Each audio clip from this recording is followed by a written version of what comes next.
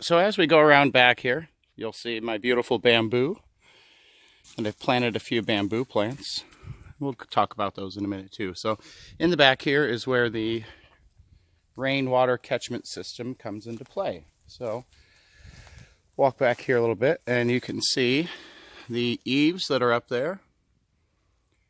And they go down this little pipe here down to the 65-gallon holding tank, the first one that I have. And from this holding tank, it goes into this little 50-gallon holding tank.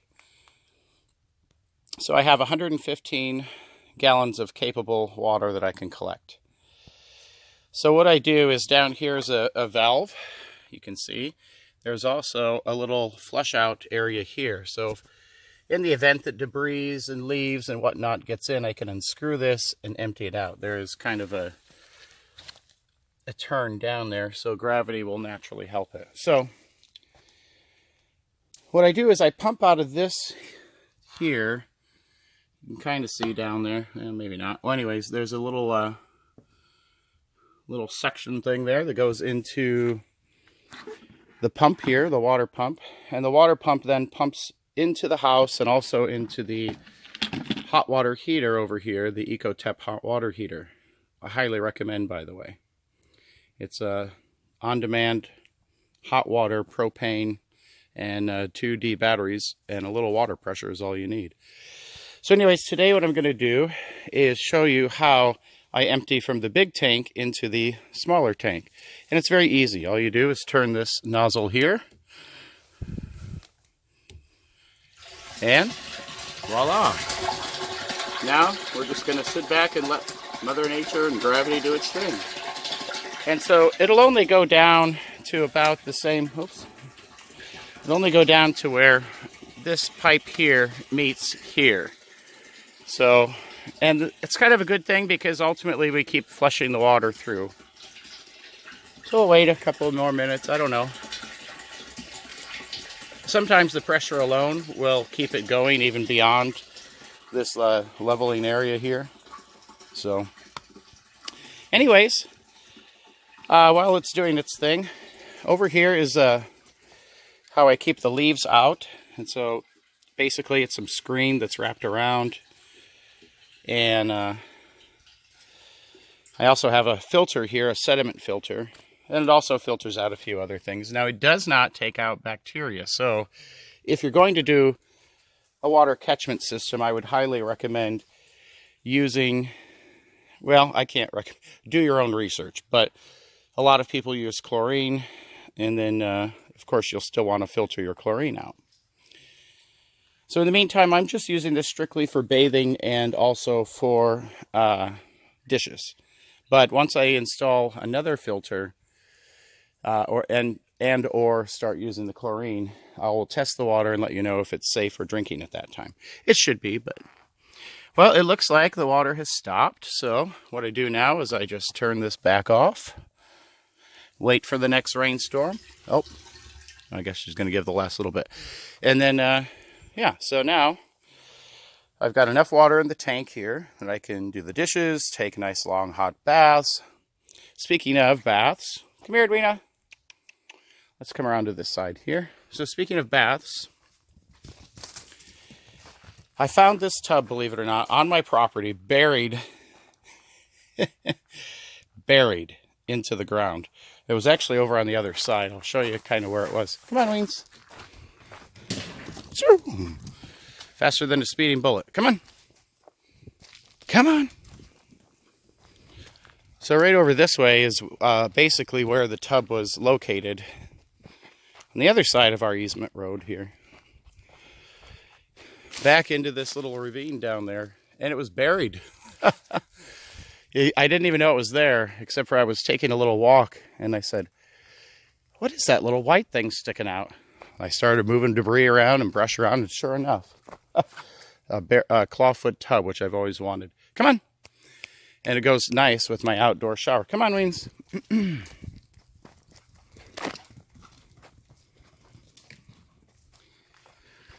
So heading back,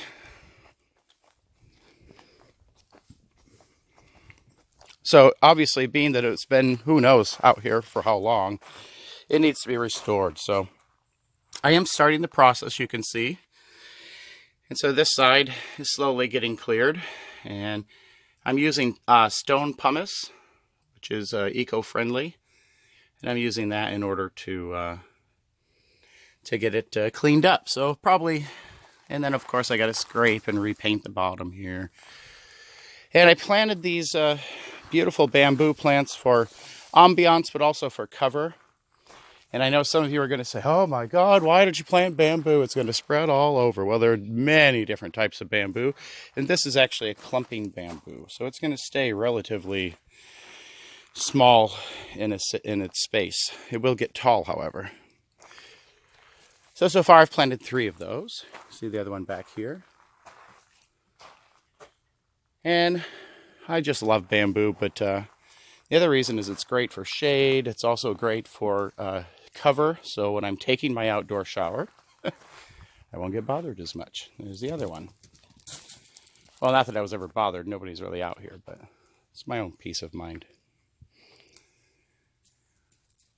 So that's the water situation.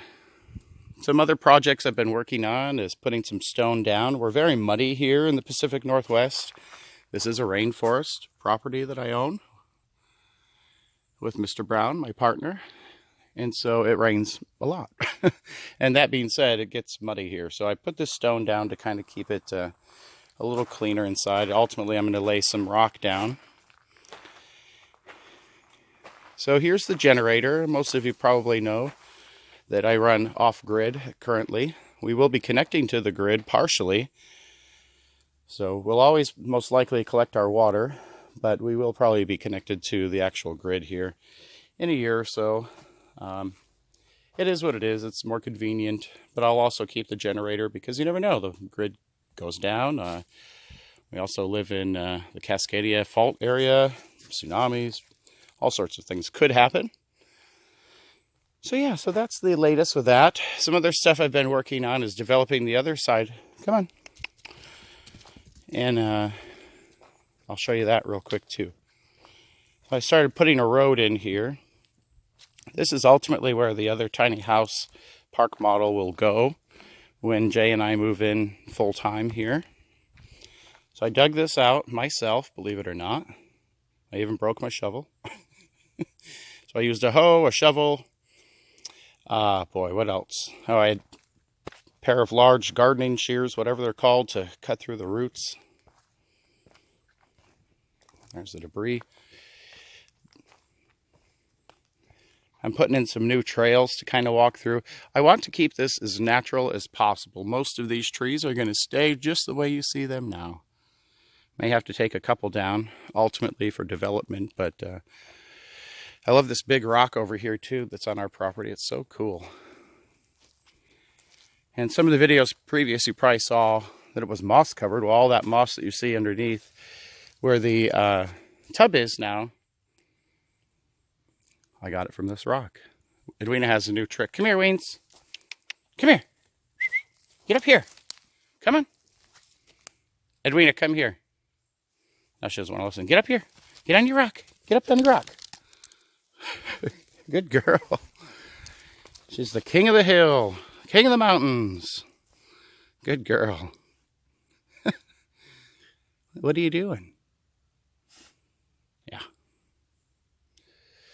So, we'll come down here a little further, show you some other stuff I've been working on.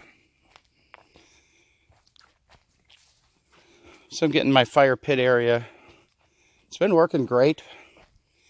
And what I had to do was, I actually had to cement it in because the ground here, believe it or not, can catch fire underneath. There's so much dead debris. So it's actually cemented in. But you can see there's a little hole. And so I'm going to, actually, as soon as I get done making this video, I'm going to be repairing and putting some more cement in there just to be safe, on the safe side. And these are my chairs that an old friend had made for me that I purchased. And they're made out of pallets and 2x4s. I mean, hey, can't go wrong there.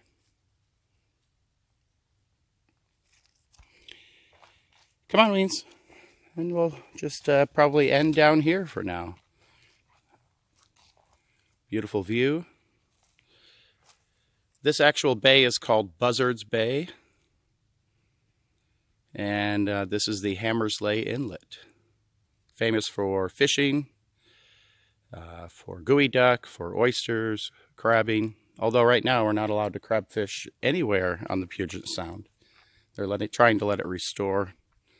I guess it was overfished. So, thanks for joining. Please don't forget to like, share, and subscribe for more exciting videos. Watch the journey as we progress. These are the stairs I put in, all the way down to the edge. Well, I'm starting to put in. I have to actually put them in. I'm digging them in. Yeah, so it's pretty exciting. Every day here is adventurous, and it is very wild. No doubt about that. That's why I like joking and saying, welcome to Jurassic Park. But thanks again for joining. Again, like, share, and subscribe for more. Until next time, have a fabulous day. From Buzzards Bay.